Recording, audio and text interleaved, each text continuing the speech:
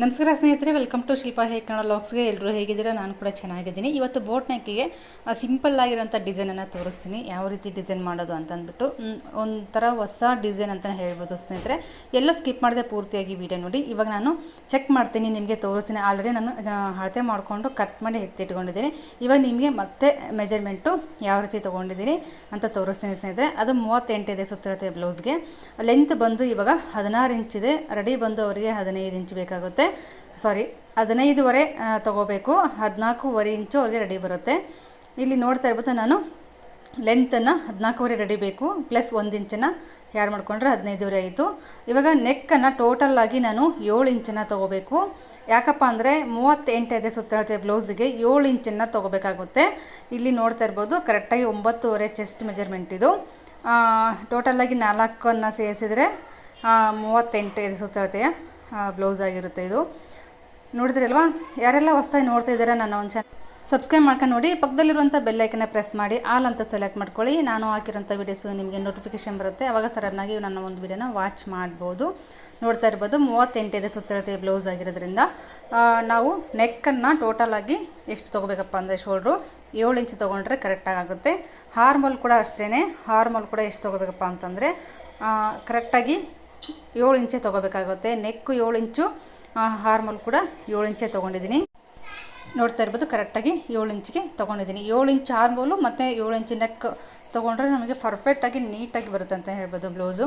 ಇವಾಗ ನೋಡಿದ್ರೆ ಅಲ್ವಾ, ಇದು ಬೋಟ್ ನೆಕ್ ಬ್ಲೌಸ್ ಆಗಿರೋದ್ರಿಂದ ಎಷ್ಟು ಹಾರ್ಮೋಲ್ ತೊಗೋಬೇಕು, 7 ಇಂಚು ಮತ್ತು ನೆಕ್ಕು ಶೋಲ್ಡ್ರ್ ಸೇರಿ 7 ಇಂಚು ತೊಗೋಬೇಕು. ನಾನಿವಾಗ 3 ಇಂಚು ಅಂದರೆ ಶೋಲ್ಡ್ರನ್ನ ತೊಗೊತೀನಿ. ಇನ್ನು ಮಿಕ್ಕಿದ್ದು 4 ಇಂಚು ನಾನು ನೆಕ್ಕಿಗೆ 4 ಇಂಚು ಬೇಕಲ್ವ, 4 ಇಂಚ್ ತೊಗೊತಾ ಇದ್ದೀನಿ. ನೋಡ್ತಾ ಇರ್ಬೋದು, ಇವಾಗ ಟೋಟಲ್ ನೆಕ್ ವಿಡ್ತ್ ಎಷ್ಟು ತೊಗೊತೀನಪ್ಪ ಅಂತ ಅನ್ನೋದಾದರೆ, ನಾವು ಬೋಟ್ ನೆಕ್ಕು 4 ಇಂಚ್ ತೊಗೊಂಡ್ರೆ ನಡೆಯುತ್ತೆ. ಬಟ್ 4.5 ಇಂಚ್ ತೊಗೊಂಡ್ರೆ ನಡೆಯುತ್ತೆ. ಬಟ್ ತುಂಬ ಡೀಪ್ ಆಗುತ್ತೆ. ಅದಕ್ಕೋಸ್ಕರ ನಾನು 4 ಇಂಚು ಸಾಕಂತಂದ್ಬಿಟ್ಟು ನಾನು 4 ಇಂಚು ಕರೆಕ್ಟಾಗಿ ತೊಗೊತಾ ಇದ್ದೀನಿ. 3-3.5 ಇಂಚು ತುಂಬ ಹತ್ರ ಆಗಿಬಿಡುತ್ತೆ, ಅಷ್ಟೊಂದು ಫಿನಿಶಿಂಗ್ ಬರೋದಿಲ್ಲ. 4 ಇಂಚ್ ತೊಗೊಂಡ್ರೆ ನೀಟಾಗಿ ಬರುತ್ತೆ. ಈ ಥರ ಒಂದು ರೌಂಡ್ ಶೇಪನ್ನು ಕೊಟ್ಟರೆ ನೀಟಾಗಿ ಕೊಟ್ಬಿಡಿ.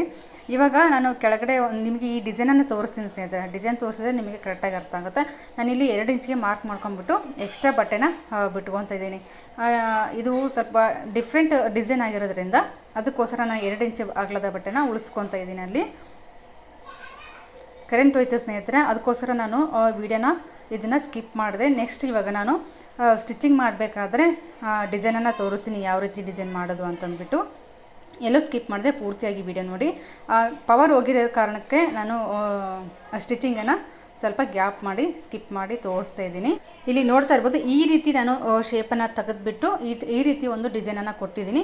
ಇವಾಗ ನಾನು ಲೈನಿಂಗ್ ಎಲ್ಲ ಅಟ್ಯಾಚ್ ಆಗಿ ಈ ಥರ ಒಂದು ಕೆಳಗಡೆ ಪಟ್ಟಿ ಏನು ಎಕ್ಸ್ಟ್ರಾ ಬಿಟ್ಕೊಂಡಿದ್ನಿ ಅಲ್ವಾ, ಅದನ್ನು ಇವಾಗ ನಾನು ಪಟ್ಟಿ ಥರ ಹೊಲಿತಾ ಇರೋದು. ಇವಾಗ ಈ ಥರ ಒಂದು ಡಿಸೈನ್ ತುಂಬ ಡಿಫ್ರೆಂಟ್ ಆಗಿದೆ ಮತ್ತು ನ್ಯೂ ಡಿಸೈನ್ ಅಂತಲೇ ಹೇಳ್ಬೋದು ಸ್ನೇಹಿತರೆ. ಈ ರೀತಿ ಒಂದು ಶೇಪ್ ಕೊಟ್ಟರೆ ತುಂಬ ಲುಕ್ಕು ಕೊಡುತ್ತೆ ಅಂತಲೇ ಹೇಳ್ಬೋದು. ನೋಡಿದ್ರಿ ಅಲ್ವಾ? ಇವಾಗ ಒಳಗಡೆ ನಾನು ಒಂದಿಷ್ಟು ಡಿಸೈನ್ ಮಾಡ್ತೀನಿ. ಈ ಸ್ವಲ್ಪ ಡೀಪಾಗಿ ತೆಗೆದಿದ್ದೆ ನಾನು ಶೇಪ್ ಕೂಡ. ಇವಾಗ 2 ಕಡೆ ಸಿಂಪಲ್ ಆಗಿ ಕಾಣಿಸುತ್ತೆ ಡಿಸೈನು. ಮಾಡಲಿಕ್ಕಂತೂ ತುಂಬ ಸುಲಭ ಅಂತಲೇ ಹೇಳ್ಬೋದು. ಬಿಗಿನರ್ಸ್ಗಳಿಗಂತೂ ಸಿಕ್ಕಾಪಟ್ಟೆ. ಇವಾಗ ಏನಪ್ಪ ಅಂತಂದರೆ, ನಾರ್ಮಲ್ ಬ್ಲೌಸಕ್ಕಿಂತ ಈ ಬೋಟ್ ನೆಕ್ ಬ್ಲೌಸು ತುಂಬ ಸುಲಭವಾಗಿ ನೀವು ಕಲಿಬೋದು ಅಂತಲೇ ಹೇಳ್ಬೋದು ಸ್ನೇಹಿತರೆ. ಖಂಡಿತವಾಗ್ಲೂ ನಾರ್ಮಲ್ ಬ್ಲೌಸ್ ಏನಿದೆ ಅಲ್ವಾ, ಅದು ಬಿಗಿನರ್ಸ್ಗಳಿಗೆ ಶೋಲ್ಡರ್ ಡ್ರಾಪು ಅದು ಇದು ಅಂತ ಸ್ವಲ್ಪ ಪೈಪಿಂಗ್ ಮಾಡೋದು ಅದು ಇದು ಸ್ವಲ್ಪ ತೊಂದರೆ ಆಗುತ್ತೆ. ಬಟ್ ಈ ಬೋಟ್ ನೆಕ್ ಬ್ಲೌಸ್ ಇದೆ ಅಲ್ವಾ, ತುಂಬ ಸುಲಭವಾಗಿ ಆರಾಮಾಗಿ ಕಲಿಬೋದು, ತುಂಬ ಪರ್ಫೆಕ್ಟಾಗಿ ಕಲಿಬೋದು ಅಂತಲೇ ಹೇಳ್ಬೋದು. ಇದು ನಾನು ಬ್ಯಾಕಲ್ಲಿ ಬೋಟ್ ನೆಕ್ಕನ್ನು ಇಟ್ಕೊಂಡಿದ್ದೀನಲ್ವ, ಫ್ರಂಟಲ್ಲಿ ನಾರ್ಮಲ್ ನೆಕ್ಕು ಇಟ್ಬಿಟ್ಟು ನಾನು ಅದು ಒಂದಿನ ವೀಡಿಯೋ ತೋರಿಸ್ತೀನಿ ನಿಮಗೆ. ಏನಪ್ಪ ಅಂತಂದರೆ ಫ್ರಂಟ್ಗೂ ಬ್ಯಾಕಿಗೂ ಎಷ್ಟು ಡಿಫ್ರೆಂಟ್ ಇದೆ ಅಂತಂದ್ಬಿಟ್ಟು ತೋರಿಸ್ತೀನಿ ನಿಮಗೆ. ಇಲ್ಲಿ ಒಂದಿಷ್ಟು ಡಿಸೈನನ್ನು ಮಾಡ್ಕೊಂಡಿದ್ದೀನಿ. ನೋಡ್ತಾ ಇರ್ಬೋದು, ಈ ರೀತಿ ಡಬಲ್ ಕಲರ್ನ ಕೊಟ್ಬಿಟ್ಟು ಬ್ಲೂ ಮತ್ತು ಮೆರೂನ್ ಇದೆ ಅಲ್ವಾ, ಅದಕ್ಕೆ ಲುಕ್ ಕೊಡಲಿ ಅಂತ ಡಬಲ್ ಕಲರನ್ನು ಮಾಡಿ ಈ ಥರ ಒಂದು ಡಿಸೈನನ್ನು ಕೊಡ್ತಾಯಿದ್ದೀನಿ.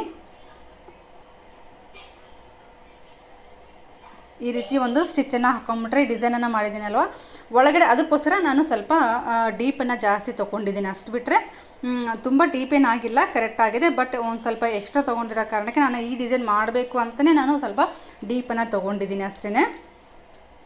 ಏನಪ್ಪ ಅಂತಂದರೆ ಬಿಗಿನರ್ಸ್ಗಳಿಗೆ ಈ ಬೋಟ್ ನೆಕ್ ಬ್ಲೌಸ್ ಇದೆ ಅಲ್ವಾ ಸ್ನೇಹಿತರೆ, ಖಂಡಿತವಾಗ್ಲೂ ಒಂದು ಸುಲಭ ಮೆಥಡ್ ಅಂತಲೇ ಹೇಳ್ಬೋದು. ಬೇಗನೆ ಆಗುತ್ತೆ, ಫಾಸ್ಟಾಗಿ ಆಗುತ್ತೆ ಈ ಸ್ಟಿಚಿಂಗ್ ಬಂದು. ಮತ್ತು ನಾರ್ಮಲ್ ಬ್ಲೌಸು ಆ ಥರ ಅಲ್ಲ, ಪೈಪಿಂಗು ಅದು ಇದು ಸ್ವಲ್ಪ ರಿಸ್ಕ್ ಇರುತ್ತೆ, ಇಲ್ಲಂತಲ್ಲ. ಮೇನ್ ಏನಪ್ಪ ಅಂತಂದರೆ ಈ ಒಂದು ಬೋಟ್ ನೆಕ್ ಬ್ಲೌಸು ತುಂಬ ಸುಲಭ, ಒಂದು ಕಟ್ಟಿಂಗು ಸುಲಭ, ಮತ್ತು ಕಟ್ಟಿಂಗಲ್ಲಿ ನಾವು ತುಂಬ ಚೇಂಜಸ್ ಇರುತ್ತೆ. ಅದನ್ನು ಸ್ವಲ್ಪ ನೀವು ಮೆಥಡಲ್ಲಿ ತಿಳ್ಕೊಂಡು ಕಲ್ತ್ಕೊಂಡು ನೀವು ಬೋಟ್ ನೆಕ್ ಬ್ಲೌಸ್ ಕಲ್ತ್ರಿ ಅಂದರೆ ಬೋಟ್ ನೆಕ್ ಬ್ಲೌಸ್ಗೆ ತುಂಬ ಟ್ರೆಂಡಿಂಗ್ ಆಗಿದೆ. ಅದರಲ್ಲೂ ಹರಿ ವರ್ಕ್ ಆಗಿರ್ಬೋದು, ಕುಂದನ್ ವರ್ಕ್ ಆಗಿರ್ಬೋದು, ಹ್ಯಾಂಡ್ ವರ್ಕ್ ಆಗಿರ್ಬೋದು, ಪ್ರತಿಯೊಂದು ವರ್ಕು ಕೂಡ ನೀವು ಈ ಒಂದು ಬೋಟ್ ನೆಕ್ ಬ್ಲೌಸ್ಗಳಿಗೆ ಮಾಡಿಸ್ಬೋದು ಅಂತಲೇ ಹೇಳ್ಬೋದು. ತುಂಬ ಒಂದು ಲುಕ್ ಕೊಡುತ್ತೆ ಬೋಟ್ ನೆಕ್ ಬ್ಲೌಸ್ಗಳಿಗೆ ಅಂತಲೇ ಹೇಳ್ಬೋದು ಸ್ನೇಹಿತರೆ. ಲೈಟ್ ಫೋಕಸ್ ಇರೋದ್ರಿಂದ ಸ್ವಲ್ಪ ಬ್ಲೌಸ್ ಕೂಡ ಸ್ವಲ್ಪ ಒಂಚೂರು ಚೇಂಜಸ್ ಕಾಣ್ಬೋದು ಅಂತ ಅಂದ್ಕೊಂಡಿದ್ದೀನಿ. ಬಟ್ ಯಾವ ರೀತಿ ಕಾಣಿಸುತ್ತೆ ನಿಮಗೆ ಕ್ಯಾಮ್ರಾದಲ್ಲಿ ಅಂತ ಹೇಳಿ. ಇಲ್ಲಿ ನೋಡ್ತಾ ಇರ್ಬೋದು ಡಬಲ್ ಕಲರನ್ನು ಕೊಟ್ಬಿಟ್ಟು, ಯಾಕಂದರೆ ಬಾರ್ಡರ್ ಬಂದು ಈ ಥರ ಬ್ಲೂ ಕಲರ್ ಇದೆ ಅಲ್ವಾ, ಅದಕ್ಕೆ ಒಳಗಡೆ ನಾನು ಸ್ವಲ್ಪ ಲೈಟಾಗಿ ಬ್ಲೂ ಒಂದು ಅಟ್ಯಾಚ್ ಆಗಲಿ ಅಂತಂದ್ಬಿಟ್ಟು ಈ ರೀತಿ ಒಂದು ಸಿಂಪಲ್ ಡಿಸೈನನ್ನು ಕೊಟ್ಟಿದ್ದೀನಿ.